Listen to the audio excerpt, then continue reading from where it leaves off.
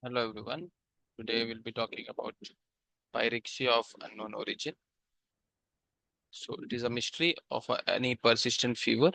So it is usually defined as any fever which is persisting for more than 3 weeks, or that is more than 21 days, and fever should be more than 38 degrees Celsius.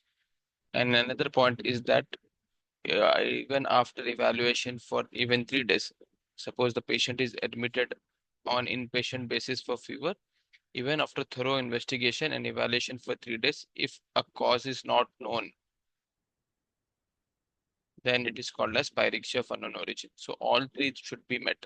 That is fever for more than 21 days, fever of more than 38 degrees Celsius, and diagnosis should not come even after 3 days of thorough evaluation on inpatient basis or 3 OP visit basis. So that is called as PUO. So again, fever more than 38.3, that is 100.9 degree Fahrenheit, lasting for more than 3 weeks, no diagnosis even after 3 days in hospital. So what are the causes of